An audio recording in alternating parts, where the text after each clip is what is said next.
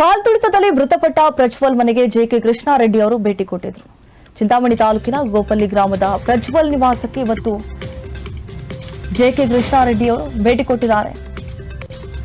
ಅದೇ ಸಂದರ್ಭದಲ್ಲಿ ಮಗನನ್ನ ನೆನೆದು ಕಣ್ಣೀರು ಹಾಕಿದ್ದಾರೆ ಪಾಪ ಪ್ರಜ್ವಲ್ ತಾಯಿ. ಪ್ರಜ್ವಲ್ ಕುಟುಂಬಕ್ಕೆ ಧೈರ್ಯವನ್ನ ತುಂಬಿದ್ದಾರೆ ಮಾಜಿ ಶಾಸಕ ಜೆಕೆ ಕೃಷ್ಣಾರೆಡ್ಡಿ ಅವರು.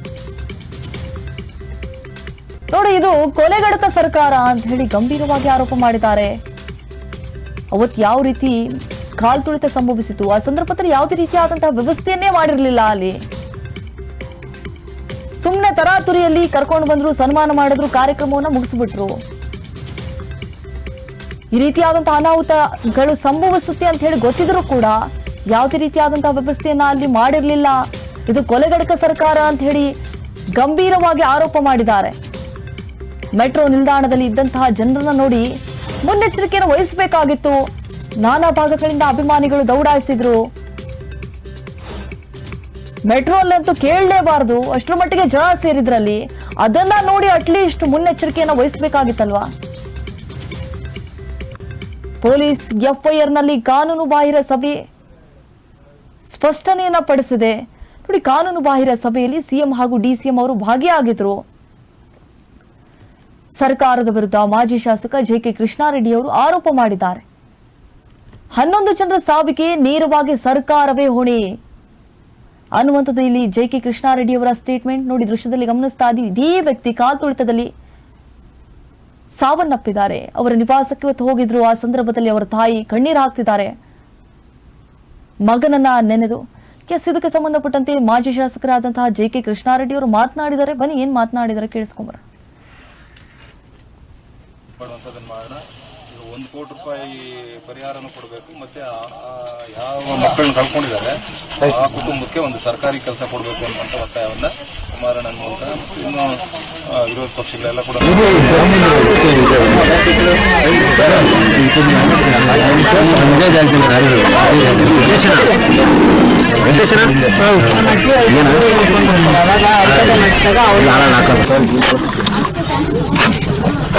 ನನಗೆ ಬರುತ್ತೆ ಅಂತ ನಾನು ಯಾವತ್ತು ಕನ್ಸು ಅನ್ಕೊಂಡಿರ್ಲಿಲ್ಲ ಸರ್.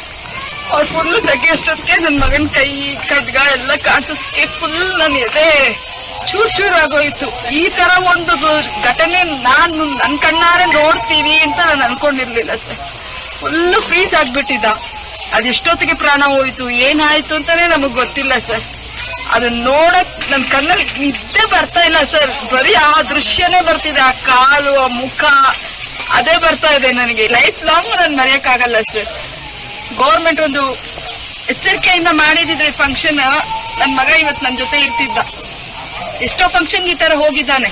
ಪುನೀತ್ ರಾಜ್ಕುಮಾರ್ ಸತ್ತಾಗ್ಲೂ ಹೋಗಿದ್ದಾನೆ. ಅಲ್ಲಿ ಬ್ಯಾರಿಕೇಡ್ ಹಾಕಿ ಬಿಟ್ಟಿದ್ದಾರೆ. ಈ ಸಲ ಯಾಕೆ ಒಂದು ಫೆಸಿಲಿಟಿ ಮಾಡಿಲ್ಲ? ಒಂದು ಗೇಟ್ ಅನ್ನು ಬಿಡ್ಬೇಕಿತ್ತು. ಇಲ್ಲ 16 ಗೇಟ್ ಇದೆ, 16 ಗೇಟಿಂದ ಕ್ಯೂ ಮಾಡಿ ಬಿಡ್ಬೇಕಿತ್ತು. ಇದ್ರ ಮೇಲೆ ಪೊಲೀಸ್ ಅವ್ರದ್ದೇನು ತಪ್ಪಿದೆ ಸರ್? ಅವ್ರನ್ನೇ ಯಾಕೆ ಸರ್ ಇದ್ ಮಾಡ್ಬೇಕು? ಅವ್ರದ್ದೇನು ತಪ್ಪಿಲ್ಲ ಪಾಪ. ಮಕ್ಕಳನ್ನ ಅವರೆಲ್ಲ ಸೇವೆ ಮಾಡಕ್ಕೆ ಎಷ್ಟು ಪ್ರಯತ್ನ ಪಟ್ಟಿದ್ದಾರೆ ಅವರು. ಫಸ್ಟ್ ಮ್ಯಾನೇಜ್ಮೆಂಟ್ ಸರಿಯಾಗಿ ಮಾಡಿಲ್ಲ. ಅವ್ರು ತಪ್ಪಿಟ್ಕೊಂಡು ಇನ್ನೊಬ್ಬರ ಮೇಲೆ ಒರ್ಸೋದು ನ್ಯಾಯ ಅಲ್ಲ ಸರ್. ಹೋಗಿರೋದು 11 ಜನ ಅಂತ ಹೇಳ್ತಿದ್ದಾರೆ. 11 ಜನಗಿಂತ ಇನ್ನೂ ಜಾಸ್ತಿನೇ ಹೋಗಿದ್ದಾರೆ. ಅದ್ ಬಂದಿಲ್ಲ ಬೆಳಕಿಗೆ. ನಮ್ ತರ ಪೇರೆಂಟ್ಸ್ಗಳು ಎಷ್ಟೋ ಏನು ಫೋನು ಇಲ್ಲದೆ ಇರೋಂಥ ಪೇಷಂಟ್ ಫ್ಯಾಮಿಲಿ ಹುಡುಗ ಕೂಡ ಹೋಗಿದ್ದಾನೆ. ಅವ್ರ ಕಥೆಯಲ್ಲೇ ಹಿಂಗೆ ಸರ್. ಬಡವರು ನಾವು ಕೂಲಿ ಮಾಡ್ಕೊಂಡು ಬದುಕ್ತಾ ಇರೋರು, ಕೂಲಿ ಮಾಡ್ಕೊಂಡು ನಮ್ಮ ಮಗನ ನಾವು BA ಮಾಡ್ತಿದೀವಿ. ಅಷ್ಟು ಕಷ್ಟಪಟ್ಟು ಒಂದು ದಿನ ರಜೆ ಹಾಕ್ತೀರಾ? ನಮ್ ಕಾಯಿಲೆ ಇರ್ಲಿ, ಕಸಾಲೆ ಇರ್ಲಿ, ನಾವು ನಮ್ಮ ಮಗನ ಒಂದು ನಾವು ಪಡೋ ಕಷ್ಟ ನಮ್ಮ ಮಕ್ಕಳು ಪಡಬಾರ್ದು. ನಮ್ಮ ಮಕ್ಕಳು ಚೆನ್ನಾಗಿರ್ಬೇಕು, ಉನ್ನತ ಸ್ಥಾನದಲ್ಲಿ ಇರ್ಬೇಕು. ಅವ್ರ ಲೈಫ್ ಚೆನ್ನಾಗಿರ್ಬೇಕು. ಅವ್ರ ಮಕ್ಕಳು ಮತ್ತೆ ಇದೇ ತರ ಕಷ್ಟಗಳು ಪಡೋದು ಬೇಡ ಅಂತ BE ಓದಿಸಿ ಅವನಿಗೊಂದು ಟೆಂಪ್ರವರಿ ಕೆಲಸ ಕೊಡ್ಸೋ, ಆಮೇಲೆ ನೋಡೋಣ ಪರ್ಮನೆಂಟ್ ಆಗಿ ಏನೋ ಒಂದು ಇರುತ್ತೆ ಅಂತ ಹೇಳಿ ಎಕ್ಸ್ಪೀರಿಯನ್ಸ್ ಆಗುತ್ತೆ ಅಂತ ಒಂದು 7 months ಇಂದ ಹೋಗ್ತಿದ್ದ ಸರ್. ಅಷ್ಟರೊಳಗೆ ಭಗವಂತಂಗೆ ಏನಾಯ್ತು ಗೊತ್ತಿಲ್ಲ ಸರ್. ಈ ತರ ಒಂದು ಸಿಚುವೇಶನ್ ತಂದು ನಮ್ಮ ಮನೇಲಿ ಈ ತರ ಅವ್ನಿಗೆ ಎಷ್ಟು ಫ್ಯಾನ್ಸ್ ಗೊತ್ತಾ ಸರ್? ಅವ್ನಿಗೆ ಪುನೀತ್ ಅಂದ್ರೆ ತುಂಬಾ ಫ್ಯಾನ್. ಅವನು ಬುದ್ಧಿಯನ್ನ ಅಳವಡಿಸ್ಕೊಂಡ್ಬಿಟ್ಟಿದ್ದಾನೆ. ಸೇಮ್ ಅವನ್ ತರಾನೇ ಸರ್. ಬಿಟ್ಬಿಟ್ಟು ಆಮೇಲೆ ಮಾಡಿದ್ರೆ ಕ್ರೌಡ್ ಬರ್ತಾ ಇಲ್ಲ, ಜನ ಕರೆಂಟ್ ಆಗಿ ಹೋಗೋರು. ಬೆಂಗಳೂರು ಕಮಿಷನರ್ ಹೇಳಿದ್ದಾರೆ ಇವತ್ತು ಭಾನುವಾರ ಇವತ್ತೊಂದು ದಿನ ಮಾಡ್ತಾರೆ ಅಂತ. ಅದೇ ಸರ್, ಆಗಲ್ಲ ಅಂತ. ಮತ್ತೆ ಅಂತವ್ರನ್ನ ಮತ್ತೆ ಸಸ್ಪೆಂಡ್ ಮಾಡಿದ್ರೆ ಏನ್ ಪ್ರಯೋಜನ ಬರುತ್ತೆ ಸರ್? ಅವ್ರಿಗೆ 3 ಗಂಟೆವರೆಗೂ ಅವರು ಕಷ್ಟಪಟ್ಟಿದ್ದಾರೆ. ಬೆಳಗ್ಗೆ 6 ಗಂಟೆವರೆಗೂ ಅದೇ ಹೇಳ್ತಾ ಇರೋದು ಸರ್, ಅಲ್ಲಿವರೆಗೂ ಕಷ್ಟಪಟ್ಟಿದ್ದಾರೆ. ಮತ್ತೆ ನೀವು ಇಮಿಡಿಯೇಟ್ ಆಗಿ ನೀವು ಪ್ರೊಸೀಜರ್ ಫಾಲೋ ಮಾಡಿ. ಅವ್ರ ಫ್ಯಾಮಿಲಿ ಇಲ್ವಾ ಸರ್? ನಿಮ್ಮ ತಪ್ಪನ್ನ ನೀವು ಇಟ್ಕೊಂಡ್ಬಿಟ್ಟು ಇನ್ನೊಬ್ಬರ ಮೇಲೆ ಒರೆಸ್ಬಿಟ್ಟು ಅವರನ್ನ ನೀವು ಸಸ್ಪೆಂಡ್ ಮಾಡಿದ್ರೆ ಏನಾದ್ರೂ ಯೂಸ್ ಇದೆಯಾ ಸರ್?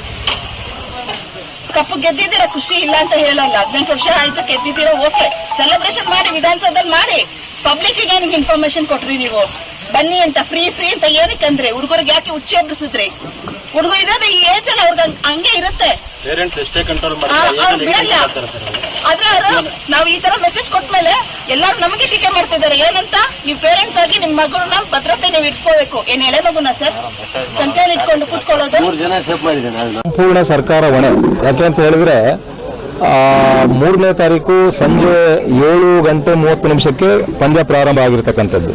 ರಾತ್ರಿ 11:30-12 ಗಂಟೆಯಲ್ಲಿ ಗೆದ್ದಾದ ನಂತರ ಬೆಂಗಳೂರು ಅಷ್ಟೇ ಅಲ್ಲ, ಇಡೀ ಕರ್ನಾಟಕ ರಾಜ್ಯದಲ್ಲಿ ಸೆಲೆಬ್ರೇಷನ್ ಆಗ್ತಾ ಇತ್ತು.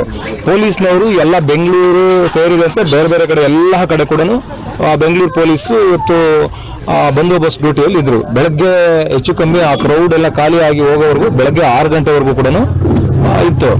6 ಗಂಟೆಗೆ ಅವರು ಮನೆಗೆ ಹೋಗಿ ಸ್ನಾನ ಮಾಡಿ ತಿಂಡಿ ಮಾಡಿಕೊಂಡು ಮತ್ತೆ 10-11 ಗಂಟೆಗೆ ಸ್ಟೇಷನ್ಗಳಿಗೆ ಬರೋಷ್ಟರಲ್ಲಿ ಇವ್ರು ಮತ್ತೆ 3 ಗಂಟೆಗೆ ಕಾರ್ಯಕ್ರಮ ಅಂತ ಹೇಳಿದ್ರೆ ಕಮಿಷನರ್ ಬಹಳ ಸ್ಪಷ್ಟವಾಗಿ ಹೇಳಿದ್ರು, ಇದು ಸಾಧ್ಯ ಇಲ್ಲ, ಆಗೋದಿಲ್ಲ, ನೀವು ಭಾನುವಾರ ಮಾಡ್ಕೊಳ್ಳಿ.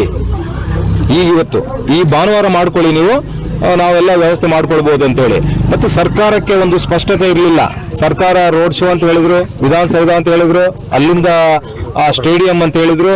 ಇವತ್ತು ಇಷ್ಟೆಲ್ಲ ಘಟನೆಗಳಿಗೆ ನೇರ ಕಾರಣ ಕರ್ನಾಟಕ ಸರ್ಕಾರ. ಇವತ್ತು ತರಾತುರಿಯಲ್ಲಿ ಇವತ್ತು ಹೈಕೋರ್ಟ್ ಸ್ವಯಂ ಪ್ರೇರಿತ ದಾಖಲು ಮಾಡ್ಕೊಂಡ ನಂತರ ಇವರು ಇನ್ನು ನಮಗೆ ಎಲ್ಲೂ ಬರುತ್ತೋ, ನಮ್ಮ ಬುಡಕ್ಕೆ ಎಲ್ಲೂ ಬರುತ್ತೆ ಅಂತ ಹೇಳಿ ಇವತ್ತು RCB ಅವರನ್ನ ಮತ್ತು KSA ಮತ್ತು DNA ಮತ್ತು ಇವ್ರು ಯಾರ್ಯಾರನ್ನೋ ಕೆಲವ್ರನ್ನೆಲ್ಲ ಇದು ಮಾಡಿದ್ದಾರೆ. ಬಹುಶಃ ಇವತ್ತು ಇದಕ್ಕೆಲ್ಲ ನೇರ ಹೊಣೆ. ಇವತ್ತು ಒಂದು ಕೊಲೆ ಮಾಡಿದ್ರೆ ಎಷ್ಟು ಅಪರಾಧ ಇದೆ, ಅದಕ್ಕಿಂತ ಭಿನ್ನವಾಗಿರ್ತಕ್ಕಂಥದ್ದು ಇದು. ಇವತ್ತು ಈ 11 ಮಕ್ಕಳು ತೀರ್ಕೊಂಡಿರ್ತಕ್ಕಂಥದ್ದಕ್ಕೆ ಕರ್ನಾಟಕ ಸರ್ಕಾರ ಇವತ್ತು ಒಂದು ಕೊಲೆಗಡುಕ ಸರ್ಕಾರ ಅಂತ ನಾನು ಹೇಳಲಿಕ್ಕೆ ನಾನು ಬಯಸ್ತೇನೆ. ಇವತ್ತು ಕೊಲೆಗಡುಕ ಸರ್ಕಾರ, ಇದು ಕೊಲೆಗಡುಕ ಸರ್ಕಾರ. ಹಾಗಾಗಿ ಇವತ್ತು ಇಂಥ ಒಂದು ದೊಡ್ಡ ಮಟ್ಟದಲ್ಲಿ ಇವತ್ತು ಬೆಂಗಳೂರು ನಗರದಲ್ಲಿರ್ತಕ್ಕಂಥ ಎಲ್ಲಾ ಮೆಟ್ರೋ ಸ್ಟೇಷನ್ಗಳಲ್ಲಿ ನಾವು ನಿಮ್ಮ ಟಿವಿಗಳಲ್ಲಿ ಇವತ್ತು ನಾನು ನೋಡಿದ್ದೇನೆ, ಒಂದು ಮೆಟ್ರೋ ರೈಲು ತುಂಬಿ ಹೋದ್ರೆ ಇನ್ನು 3-4 ಮೆಟ್ರೋ ರೈಲುಗಳಿಗೆ ಆಗುವಷ್ಟು ಜನ ಇರ್ತಾ ಇದ್ರಲ್ಲಿ. ಅಂದ್ರೆ ಇಷ್ಟೆಲ್ಲ ಇದ್ದಾಗ ಹೇಗಿರ್ಬೇಕಾಗಿತ್ತು? ರಕ್ಷಣೆ ಇವರು ಬಂದೋಬಸ್ತ್ ಹೇಗೆ ಮಾಡ್ಕೊಬೇಕಾಗಿತ್ತು?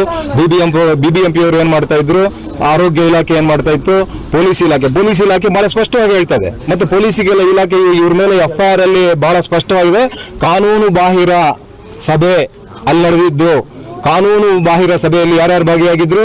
ಮುಖ್ಯಮಂತ್ರಿಗಳು ಭಾಗಿಯಾಗಿದ್ರು, ಉಪಮುಖ್ಯಮಂತ್ರಿಗಳು ಭಾಗಿಯಾಗಿದ್ರು. ಇಲ್ಲಿ ಏನಾಗ್ತಾ ಇದೆ, ಮೇಲ್ನೋಟಕ್ಕೆ ನಾವು ಇವತ್ತು ನೋಡ್ದಂಗೆ ಇವತ್ತು ಗೃಹ ಮಂತ್ರಿಗಳಿಗೆ ಏನು ಗೊತ್ತಿಲ್ದಿರ ಇವತ್ತು ಕೆಲಸ ಕಾರ್ಯಗಳು ನಡೀತಾ ಇದಾವೆ. ಉಪಮುಖ್ಯಮಂತ್ರಿಗಳು ಒಂದು ಕಡೆ, ಮುಖ್ಯಮಂತ್ರಿಗಳು ಒಂದು ಕಡೆ, ಮತ್ತು ಮುಖ್ಯಮಂತ್ರಿಗಳನ್ನು ಮೀರಿಸುವಂತ ಕೆಲಸವನ್ನ ಉಪಮುಖ್ಯಮಂತ್ರಿಗಳು ಮಾಡ್ತಾರೆ. ದೇಶದಲ್ಲಿ ಇದು ರದ್ದಾದ್ರೆ ಬಹುಶಃ ದೇಶದಲ್ಲಿ ಲಕ್ಷಾಂತರ ಕುಟುಂಬಗಳು ಇವತ್ತು ಉಳ್ಕೊಂತವೆ. ಇಲ್ಲ ಅಂತ ಹೇಳಿದ್ರೆ ಇನ್ನು ಮುಂದೆ ಕೂಡ ಲಕ್ಷಾಂತರ ಕುಟುಂಬಗಳು ಇವತ್ತು ಹಾಳಾಗಿದ್ದಾರೆ. ಆಸ್ತಿಗಳನ್ನು ಕಳ್ಕೊಂಡಿದ್ದಾರೆ, ಮನೆಗಳನ್ನು ಕಳ್ಕೊಂಡಿದ್ದಾರೆ, ಮಕ್ಕಳನ್ನು ಕಳ್ಕೊಂಡಿದ್ದಾರೆ, ಎಲ್ಲ ಹೋಗಿದೆ. ಹಾಗಾಗಿ ಈ ಇಂಥ ಘಟನೆಗಳು ನಡೀಬಾರ್ದು ಅಂತ ಹೇಳಿದ್ರೆ ಇದು ರದ್ದಾಗಬೇಕು. ಮತ್ತು ಇಂಥವೆಲ್ಲ ಕೂಡ ಏನೇ ಒಂದು ಕಾರ್ಯಕ್ರಮ ಮಾಡಿದ್ರೆ ಕೂಡ ಇಂಟೆಲಿಜೆನ್ಸ್ ಇರಬೇಕು, ಎಷ್ಟು ಜನ ಸೇರ್ತಾರೆ, ಇದು ಸ್ವಲ್ಪ ಕಾಮನ್ ಸೆನ್ಸ್ ಇರಬೇಕು. ಕ್ರಿಕೆಟ್ ಅಂದಾಗ ಹುಚ್ಚ ಅಭಿಮಾನಿಗಳು ಇರ್ತಾರೆ, ಹೋಗ್ತಾರೆ, ಎಷ್ಟು ಜನ ಸೇರ್ತಾರೆ, ಎಲ್ಲಿಂದ ಬರ್ತಾರೆ. ಆ ಮೆಟ್ರೋ ಸ್ಟೇಷನ್ಗಳಲ್ಲಿ ಗೊತ್ತಾಗ್ಬಿಟ್ಟು ನೋಡ್ಬಿಟ್ಟಿದ್ರೆ ಸಾಕಾಗಿತ್ತು. ಆ ಮೆಟ್ರೋ ಸ್ಟೇಷನ್ಗಳಲ್ಲಿ ಇರ್ತಕ್ಕಂಥ ಜನ ನೋಡಿದ್ರೆ ಇವರು ಯೋಚನೆ ಮಾಡಬೇಕಾಗಿತ್ತು. ಒಂದು ಸಭೆ ಮಾಡಿಲ್ಲ, ಬೆಳಗ್ಗೆ 6 ಗಂಟೆವರೆಗೂ ಪೊಲೀಸ್ ಡ್ಯೂಟಿಯಲ್ಲಿದ್ದಾರೆ, ಮತ್ತೆ 11 ಗಂಟೆಗೆ ಬಂದು ನೀವು ಬಂದೋಬಸ್ತ್ ಮಾಡಿ ಅಂದ್ರೆ ಎಲ್ಲಿಂದ ಮಾಡಕ್ಕಾಗುತ್ತೆ? ಅವರು ಮನುಷ್ಯರಲ್ವೇ? ನಾನು ಬಹಳ ಹತ್ತಿರದಿಂದ, ನನಗೆ ವೈಯಕ್ತಿಕವಾಗಿ ಪರಿಚಯ ಇದ್ದಾರೆ ದಯಾನಂದ ಅವರು, ಕಮಿಷನರ್ ಅವರು, ಅವ್ರನ್ನ ಹತ್ತಿರದಿಂದ ಬಹಳ ಪ್ರಾಮಾಣಿಕ ಅಧಿಕಾರಿಗಳಿದ್ದಾರೆ. ಅಂತವರನ್ನ ಅವ್ರು ಹೇಳಿದ್ದಾರೆ ಭಾನುವಾರ ಮಾಡ್ಕೊಳ್ಳಿ, ಆಗೋದಿಲ್ಲ ಅಂತ. ಆದ್ರೆ ನೀವು ತರಾತುರಿಯಲ್ಲಿ ನೀವು ಮೈಲೇಜ್ ತಗೊಳ್ಳೋದಕ್ಕೋಸ್ಕರ, ಯಾವ ಮೈಲೇಜ್ ಏನು ₹1 1 ನಯಾ ಪೈಸಾ ಲಾಭ ಆಗೋದಿಲ್ಲ ಅವ್ರಿಗೆ. ಆದ್ರೂ ಕೂಡ ಮೈಲೇಜ್ ತಗೊಳ್ಳೋದಕ್ಕೆ ಹೋಗಿ 11 ಕುಟುಂಬಗಳಲ್ಲಿ 11 ಮಕ್ಕಳನ್ನ ಬಲಿ ಪಡ್ಕೊಂಡ್ರಲ್ಲ, ಇದು ಲಜ್ಜೆಗೇಡಿತನ. ಈ ಸರ್ಕಾರಕ್ಕೆ ಆಡಳಿತ ಹೇಗ್ ಮಾಡಬೇಕು ಏನು ಅನ್ನುವಂಥದ್ದು ಒಂದು ರೀತಿ ಇದಿಲ್ಲ. ಮೈಲೇಜ್ ತಗೊಳಕ್ ಹೋಗಿ ಇವತ್ತು ಎಲ್ಲವನ್ನ ಕೂಡ 11 ಮಕ್ಕಳ ಆ ಕುಟುಂಬಗಳನ್ನ ಇವತ್ತು ಹಾಳು ಮಾಡಿದ್ದಾರೆ. ಇದಕ್ಕೆ ನೇರವಾದಂತ ಹೊಣೆ ಸರ್ಕಾರ ಈ ಬೇಜವಾಬ್ದಾರಿ ನಿರ್ಲಕ್ಷ್ಯತನದಿಂದ ಇವಾಗಿರ್ತಕ್ಕಂಥದ್ದು. ಇದನ್ನ ಮತ್ತೆ ಗೃಹ ಮಂತ್ರಿಗಳನ್ನ ಓವರ್ಟೇಕ್ ಮಾಡೋದು, ಮುಖ್ಯಮಂತ್ರಿಗಳನ್ನ ನಮ್ಮ ಡೆಪ್ಟಿ CM ಓವರ್ಟೇಕ್ ಮಾಡೋದು ಇವೆಲ್ಲ ನಡೀತಾ ಇದ್ದಾವೆ. ಸೂಪರ್ CM ಆಗ್ಬಿಟ್ಟಿದ್ದಾರೆ ಅವರು. ಇಂಥವೆಲ್ಲ ಇವತ್ತು ಗೃಹ ಮಂತ್ರಿಗಳಿಗೆ ಏನೂ ಗೊತ್ತಾಗೋದಿಲ್ಲ. ಇವತ್ತು ಬೆಳಗಾವಿ ವಿಚಾರಗಳು ಅದೇ ತರ ಆಗಿರೋದು ಇಲ್ಲಿ ಕೂಡ ಏನಾಗ್ತಾ ಇದೆ ಏನು. ಗೃಹ ಇಲಾಖೆಯಲ್ಲಿ ಒಳ್ಳೆಯವರು ಅವರು, ಪರಮೇಶ್ವರ್ ತುಂಬಾ ಒಳ್ಳೆಯವರು. ನಾನು ಅವ್ರ ಹತ್ತಿರದಿಂದ ನೋಡಿದ್ದೇನೆ, ಒಳ್ಳೆಯವರಿದ್ದಾರೆ. ಆದ್ರೆ ಅವ್ರನ್ನ ಕೈ ಮೀರಿ ಕೆಲಸ ಮಾಡಿಸ್ತಾ ಇದ್ದಾರೆ. ಇಂಥ ಘಟನೆಗಳೆಲ್ಲ ಆಗಿರೋದ್ರಿಂದ ಅವ್ರು ಮಾಡೋದ್ರಿಂದ ಈ ಕುಟುಂಬಗಳಲ್ಲಿ ಯಾಕೆ ಇವ್ರ ಮಕ್ಕಳನ್ನ ಕಳ್ಕೊಬೇಕು? ಇದಕ್ಕೆ ನೇರ ಸರ್ಕಾರ ಹೊಣೆ. ಇದು ಇನ್ನೂ ತಲೆದಂಡುಗಳಾಗಬೇಕು. ಇವ್ರ RCB ಅವ್ರನ್ನ, DNA ಅವ್ರನ್ನ, ಇವರು SC KSC ಅವ್ರನ್ನ ಇವ್ರನ್ನ ಮಾಡೋದಲ್ಲ. ಈಗ ಯಾರು ರಾಜಕೀಯ ಕಾರ್ಯದರ್ಶಿಗಳನ್ನ ಮಾಡಿದಾರಲ್ಲ, ಇನ್ನೂ ಹಲವರನ್ನ ಮಾಡ್ಬೇಕು.